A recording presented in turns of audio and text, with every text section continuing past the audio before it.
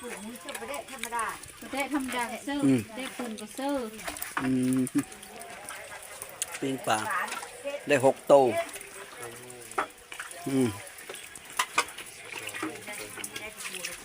สองทางติดต่อมนต์ซ้อเสียงผู้ไทยขอกราบสวัสดีและสบายดีพ่อแม่พี่น้องสู้คู่สู้คนมื้อนี้คอยบ่มนหรือว่าบ้านแพงขวัญกะมาหน้าพี่น้องมาดำหน้าน้อยและหลังจากแล้วหน้าโคกหน้าเจ้าของแล้วก็เลยมาต่อหน้าน้อยมื้อนี้เมื่อวานนี้ไปซ้ำเมื่อวานนี้ตะกากะคาดไว้แต่มื้อซื่นพุ่นแล้วก็มาดำว่านนี่ก็แล้วก็มื้อนี้ก็มาต่ออยู่หน้าน้อยแล้วก็เฮ็ดกับมันชุ่มลานๆนั่นแหละพี่น้องก็พากันไปเบิ่งบรรยากาศนำกันเลยอันนี้ก็คือทงหน้าน้อยหน้าแคมบ้านนี่นะตอนนี้ก็ฝนก็ยิบอยู่พี่น้องฝนตกอยู่ตลอดเอาไปเบิ่งบรรยากาศนำกันได้เลี้ยงควายผิงไฟอยู่ตารางเถงนี้ควายก็สบายจะปล่อยเลยนี่ฝนตกลิ้นยี่อยู่ลงไปเบิ้งเขาดำหน้าก็ค่อยไถ่เสร็จกันแล้วครับพวกเราไปคาดเป็นนะหน้าฝนก็กำลังมาพี่น้องเอ้ย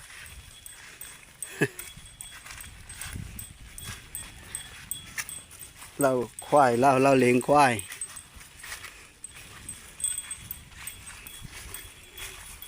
เบิ้งบรรยากาศน้ำกันพี่น้องดำได้7 เฮือแล้วสกมาต่ออีโลกาเมื่อวานนี้ประมาณ70-80 มัดนี่แหละพี่น้องเดินหน้าน้อยนะผมไหมนี่ถ้าว่ามันแดดนะคักแต่แท้เลยผมเย็นจะจ้อยเฮาผู้นั้นนอนลิ้นโทรศัพท์อยู่หันคักปะนะลมพัดเย็นจะจ้อยรถคันฝนตกนั่นนี่จะยู่เนี้ยมันบกคักฝนตกคักแต่ดำหน้านี่แหละเอากะไปเบิ้งลุทรายกับลุเซลกำลังพักเฮือเพิ่นคาดเป็นเช่นเนาะเพิ่นพอคาดมันอันลอยโพดอย่าแปลงคาดไม่เดินหญ้ามีเยอะดกไปเลยพี่น้องบ่คือหญ้าเฮาปลูกเด้หญ้าธรรมชาติ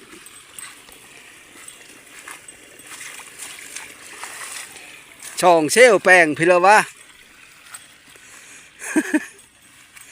บ่ตรงเตงเวลาตรงเตงโลกาไม่ได้นับมันฮอด80แล้วนะมันเนาะกายอี80ปลายแล้วตรงเตงเพราะพอยืนอยู่เมื่อยแล้วเจ๊แอวแล้วบ่ เป็นรถจอดได้บ่ฮะ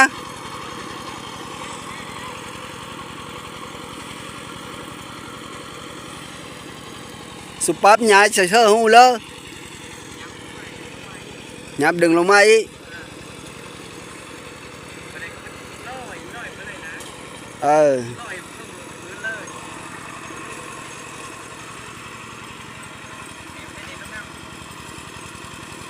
ก็กูจังปั๊บพื้นสูงนั่นน่ะ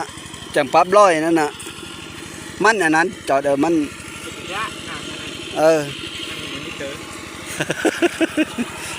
ลูเซลกับมาซอยอีมือนี่กันดิมาซอยอันหน้ากับหน้าผู้สาวเพิ่นโตเอาเลยเมียวติสักสันนะลูเซลมาแต่บ้านเวงพี่น้องเอ้ยบ่จอดบ้านเวงมาซอยเซลกับคาดหน้าอยู่นะปั้นอยู่ขอถ่ายแล้วเฮลุคาดเป็นกันเมยไผ่แห้งเต็กกว่าคาดได้พี่น้องเอ้ย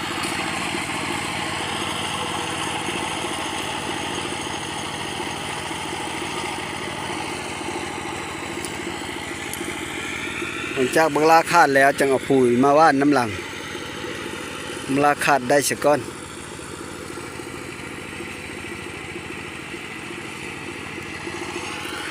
นี่แหละบรรยากาศ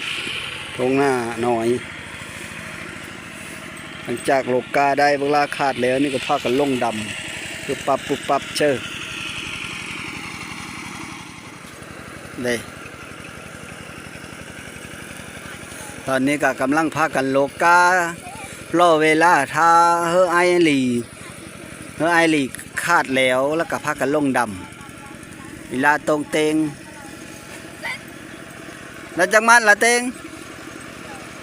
100ฮอด100แหละถามเมื่อกี้นี่ว่า80ฮอด100แล้วบ้านนี่ไอ้จอดมาโลกน้ำนาจังไว้น่ะเนาะไอ้จอดมาโลกน้ำละไว้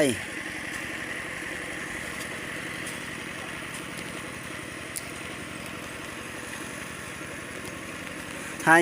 ขึ้นเมื่อมาบ้านเฮามาเบิ่งผู้เฒ่าคอยท่าลูกหลานลองดูได้บ่เตงงามเด้กากะดิกับบ่งามเปเลยหาพอได้ดำ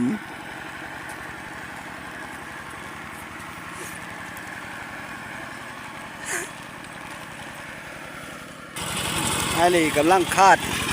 ใกล้สิแล้วแล้วพี่น้องเอ้ยคาดหลังจากเฮาคาดนั่นรอดตัดไปทางนี้แล้วก็เฮาก็ควาดตัดมาทางนี้แล้วก็อ้อม 3-4 รอบแล้วก็แล้วพี่น้องการเฮาเอ็ดคักหลายก็ดินทรายบัดมันสมัดนี่ก็พูดหนึงอีหน้าดินทรายนะบ่คือดินดะได้พี่น้อง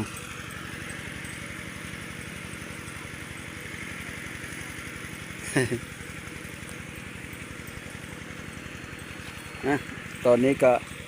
11 โมงละยันตอนแรงยังได้ดำพี่น้องไปเอาฟูยมาว่านก้อนบานนี่เอาฟูยมาว่านก้อนเพื่อพี่น้องเพิ่งภาพบรรยากาศรอบๆหน้าน้ำกันนี่ก็คือบรรยากาศอยู่หน้าน้อยเพิ่งขึ้นไปหน้าเขาน้อยหน้าตัดสีเพิ่งขึ้นไปหันกับหน้าคอยอีบ่อนหนึ่งเพิ่งขึ้นไปนี่นะบ่แม่นหน้าตัวดำหน้านี่หน้าเลี้ยงควายซื้อเสี่ยวกาเสี่ยวฟูยมาว่านสก้านี่อีมันสั้นค่อยว่านตอนนั้นมันแดดมันบ่เป็นผลซ้ำมาว่านเสมัยอีอะไรได้บ่ถึงแห่น่ะตงได้บ่ถึงแห่นั้นถึงแห่กับง่ายบ่ ง่ายพาไปถึงแห่เบิ่งได้บ่ไปเบิ่งก็ ได้หลายบ่นี้ตึกเอากระปู กินข้าวน้ำกันแซ่บๆได้นายเอ้ยโอ้ได้จะเจอป่าก็ดีเนาะทั้งป่าทั้งกระปูกินกับตำมะฮุ่ง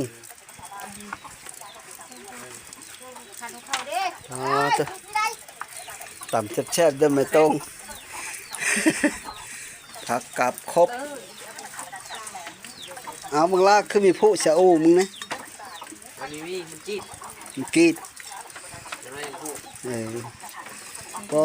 ตัวเยาวแกงเห็ดเต็มหม้อนะเห็ดอะไรวะเห็ดวายเห็ดยูคาปลาวิกบนได้มันชิดติ้วมันเชื่อมอนโอ้วัยรุ่นบุไม่พนอยู่มีมันอยู่เตียงฮั่นแต่ว่ามันหนาวมันหนาวไฟกับไปเชิงแต่ฉันเนาะควันกันดิเยอะจะทางว่าเยอะอินลาว่าเต็งว่าเยอะทางนะบอกมันโพดโดนมันจนจี้กันอยู่ฮะนะ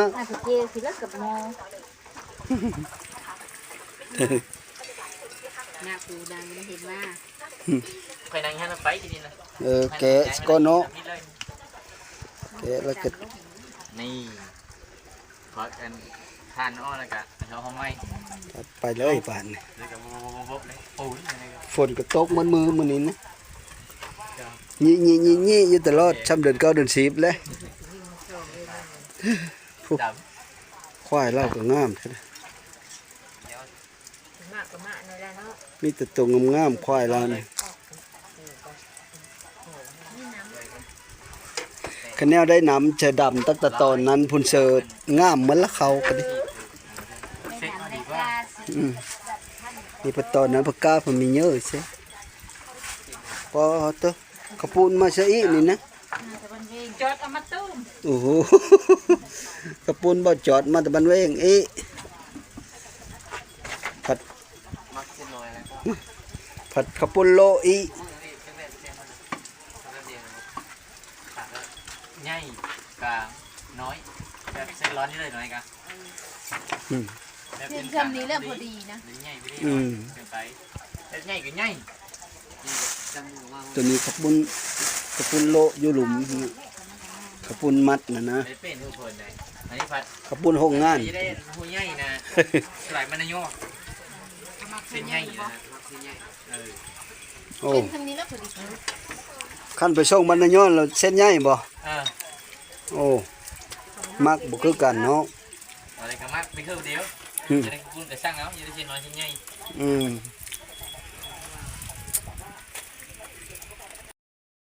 เลยโทษนะจะเอามา ชุกแล้วบ่แกงเห็ดนะเบิ่งชิมมันก่อนว้าตะโป่งเรียบร้อย มันก็ก้งมือว่า ไม่ได้กดอีกเสียงเอา แกงเห็ดหยิบรถได้เห็ดวายพี่น้องเอ้ยสิมึง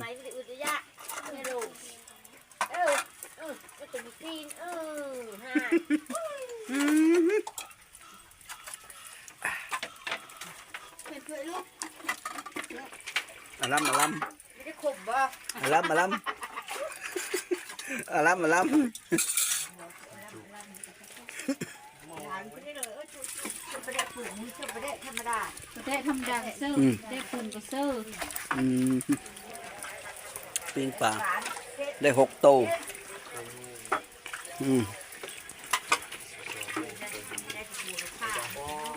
ตักแล้วได้บาทนี่ได้ตักเห็ดขมได้บาทนี่สักกะวานหน้าหนาวได้นี่ได้สักกะวานหน้าหนาวเลย ข้าวกับมันใหญ่อันนี้เชิดถ้วยใหญ่อร่อยสักกะวานหน้าหนาวกินนี่กินแกงเห็ดขมนะนะ พ่อเวลาหนึ่งลิตรเราไปซื้อได้มากก็โบกนะนี่ยูทูบ แกงเห็ดขมอยู่ข้างปากของใคร ชิมน้ำนะชิมเป็นน้ำมันได้ถูกเป็นดีที่ซื้อชิมใหญ่เป็นน้ำมันนั่นแหละทิมไปเลย ยังเปิดเข้าไปได้ใหญ่นั่นได้ซะนั่นได้ยังจะต่ำมาหุ่งอยู่เอามาบริการบริจาคหรือจะมุกลมลมเอามุกอันเหมาะรู้ไหมเนี่ยนะเขาเหมาะขึ้นนี้โยกบ้านนี้เนาะโยกพาสโต้ให้หน่อย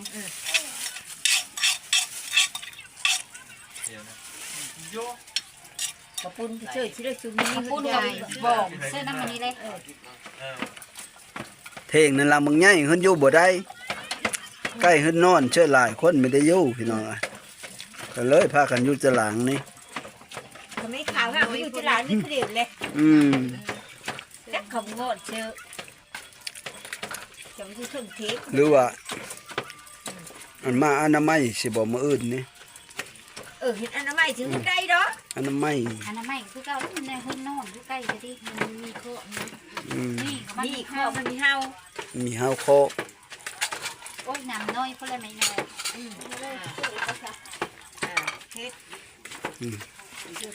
พอดีแล้ว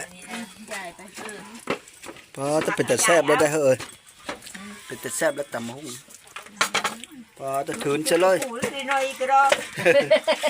มันอืดย่ำนี่นะมันใหญ่ไปกุ๊กปลาเข้าละมันน้ำลายเนาะชงค่อยมาตึกชงนั้นนะชงที่ห้าวดำนี่แล้วนะปอตลายบ่ลายตึกบ้านหนึ่งเช่าโตขอบคุณใหญ่เลยเลิกมาชูจริงๆบ้องกินนะทางนี้เขากินได้มาโอเอได้โน่ดิล้างตีละมือละมาได้ล้างแต่มือแหละตีนล้างก็ยากถูกห้ำไม่ได้ทันทีได้กินอะไรได้เวลากินแล้วได้บาทมาได้แม่มอดูไหมนะอีหน่อยก็จะแบบเอามาพี่เลยส้นพี่น้องกินข้าวได้ปะมาเด้อคนข้าวกิน มือเห็ดขมของมักชวนพี่น้องกินข้าวได้ละ หาข้าวให้ได้ ต้องเตง มาถึงทางกัน เออ ข้าวน้ำกันเด้อมัน เอาเด้อพี่น้องเอ้ยตำบักหุ่งแด้แกงเห็ดขมข้าวปุ้น ว่าเห็ดขมไม่เห็ดหวาย เห็ดหวายเห็ดเพิ่งเนาะเห็ดเพิ่ง เพิ่งเขาก เห็ดเพิ่งข้าวกำบ่ สมซื้อ แบบนี้ได้เห็ดเพิ่งข้าวก ลำขึ้นบ่แกงเห็ ำ ด ขมมาล้ำพี่น้องก็ค่อยจะกินอยู่ได้ เป็นเป็นหมาจุกลงหันจะได้ได้ ตอนละค่ำกึดอืม ำกิน เขาจะสมซื้อ กินเลยมารู้ไหมก็ตำหุ่ง เยี่ยมคม เห็ดในเรื่องมันก็ขมแล้วเราจอด ซื้อมาเห็ดคมอยู่แล้วตอนนี้มันคม บาดเจออันนั้นจะเอาอันนี้เฮ้อห้าวบาดสุดท้ายเด้อ อืม กินของหวานห้าวบ่ จะจำตัวนี้เลยได้อคนอ่ะ จำเอาคุณ เอา จำ มากินข้าวน้ำกันเด้อแกงเห็ดขมตำหุ่ง แบบเห็ดเพิ่งเขาบอกเห็ดขมไปแล้ว มาเพิ่ม น่ะ ใกล้น่ะไว้ขี้เสยเองผู้เจ้าเล่ามีมานะ เอาแล้วนะจะได้ตัวเลิกอ่ะ อืม เจ้าเพิ่นเนาะเจ้าเขาก็จะไปสิลูก ใกล้ไว้ขี้เสยเองหั่นนะใกล้เด้บักหลายๆหนึงใกล้ความมันอยู่ไม่ได้เมื่อแรงมาผัดที่แขนเอามาเอา มันมืดแล้วผัดก็คือเสื้อใช่ เบิ่งตำหุ่งบาดนี่แซ่บบ่ตอด แซ่บ อืม จำยังไม่รู้แซ่บไม่รู้จะ อืมบ่ายโมงบ่ายสองโมงนั่นน่ะมันนี่นะมันฝนตกจะซื้อ 12 จองแล้วตอนอีลุงขึ้นมา11 12แล้วได้ประมาณบ่ายนะฮ้อนแล้วบ่าย เนี่ย หืม เพ่งไป อืมถึงเลยทวี บ่เพ่งกันเรื่องม่วงก็เรื่องบางโทรศัพท์เจ้าท่าอยู่ อืม ชิอ่ะหนูหาว่าไปแบบโบชิอ่ะ มันแก่ เกี่ยมาแต่ดึกเลยยังไม่ได้ เงี้ยกิ้งฮะ อืม เราปุ๊เอานั่นก็อ้อเนาะ ทางอิดเนาะเฮ้ย ยันว่าผู้ดูได้หน่งได้ผู้ จะเข้าชนงพับ เนาะ เนาะ มันยำใส่ห้องยำเด้ มันน้ำอาบมันน่ะนะ กินบ้างไหมป้าไม่ได้ข่มไปแล้วดัง เลิก เฮ็ดนะชิมดู ให้ขึ้นไปแล้วไง ชิมอ่ะ ขึ้นแล้ว ชิมจะให้แก แม่ ง จนปากเชื่ออยู่มันไม่โต้มาอ้อจะส่งมา ว้าดูแกงนะชิมจะกันนะแกงเลย กินนะกันไม่ได้หายได้คิด กินแล้วอีน้องขับปุ้นนะอีลิง บรรยากาศสดๆพี่น้องเอ้ยกินอยู่ตลาด ไปชูอีตัวนะ นี่พ่อแม่ ช่วยนั่นนะ อ้าว นั่นลากันยืดอันนี้ จังมือจังอันมันแดดจังหาคุดแงมาก้อยกินแงกันหลาย พูดก็ยากให้เราจะได้นะ ๆเอ็นเลยซะ เอาไปแก้มก้าวหันแล้วก็แต่งมุงชูมัน อืม มันร้อนก็ดึงเลย นั่น ดีกว่าพูดนะพูดน้ำมือได้ละ โอ้ชอบหึงไปเลยมันจังเรา โอ้ยมีเหิงไปเลยดอกย่างอย่างเดียวอย่างเงี้ยนะย่ามันดับก่อนตัวเยอะ อืมดับเด้อหยับหยับอยู่กังเว้นมานะ เป็นวงจุกได้ขาคืบนี่คิดเอ็ดคือได้เชื้อชีโตห้าโต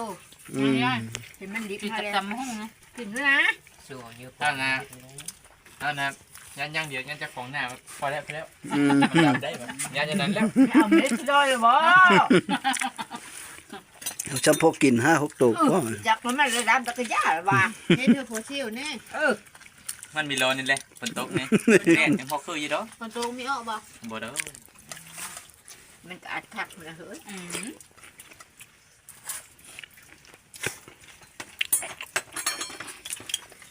ไม่เพิ่นจะไปเท่าเลยกิน อืม แง่บ่กินแง่เอามาอ้อม ยืนยืนบนเท้าน่ะไม่เท่าเอารถว่ะมันเอาได้ลายอริพัทพอแล้วว่ามันดับเลย ผัวนะผู้ทำนะ ไม่เท่าแล้วตีนะว่าเอารถว่ะอันนั้นมีปัญญาเอามันเอาแล้วพอแล้วว่ะมันดับได้ อืม อย่ามันมีทั้งหมดเนาะ ยับก็ยากเลยไม่เท่า ตายละ เรียบร้อยบ้านนี้อิ่มหมดละไปหมดละ บริยานบื้อ ลาก็ดิ ตัวเฮ็ด โอ้บ่ก่อยเสือมันย่านเฟลอกินฮะ หมดอุ่นไว้บ่กินนี่หมดอุ่นไว้ อย่าต้มก็ไม่ได้โดนน้ำเนาะต้มเขาจะจับน้ำที่น้ำเบาสีจุดเป็นวิธีงาน หลังจากเฮากินข้าวกินน้ำแล้วก็ตอนแรกก็ลงมาดำหน้าพี่น้องเอ้ยตอนนี้ก็ต้งเต้งก็กำลังดำลงไปแล้วสักก็ลงมาตอนแรกก็โอ้เย็บหนามยายุบ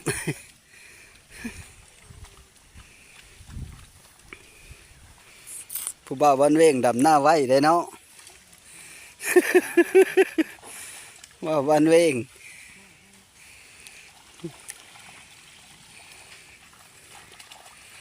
ต้องเต้งนั่นดำไว้ได้ต้องเต้งก็ดีนะปีหน้าปีฮื้อก็เป็นสาวแล้วอีกสัก2-3 ปีกัน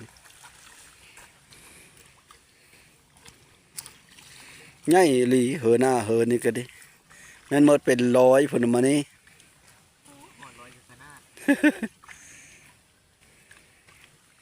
มี100ก็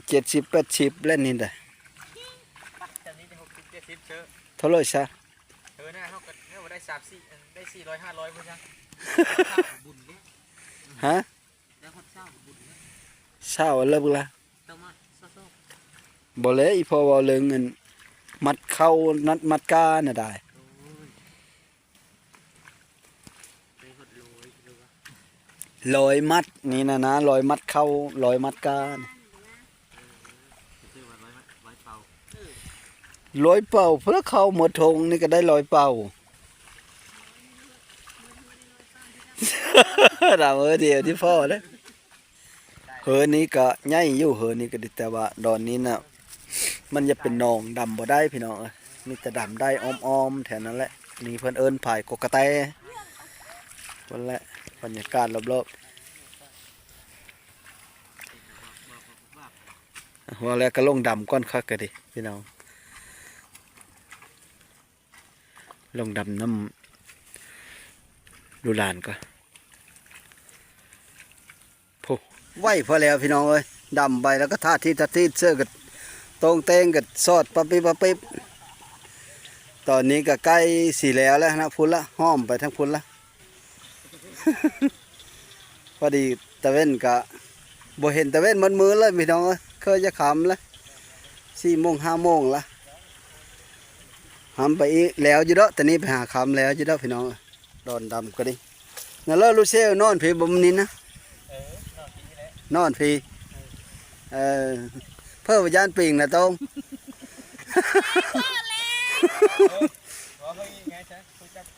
เอาแล้วผู้จับกองอะไรคืออ่อนแต่เนาะโอ้ย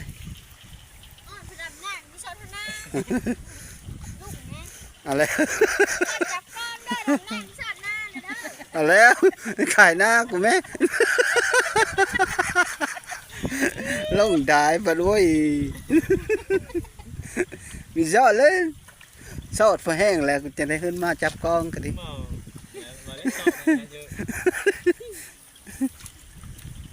ผู้หัวหน้าเขาอีลาจะสอดอีละเต็งนะโต้งไว้แล้วได้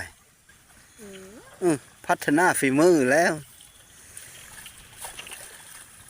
ไปเลิศได้1 กก 2 กก 3 กก 4 กก 5 กก 6 กก 7 กก 8 กก 9 กก 10 กกช้ำผู้เยอะแล้ว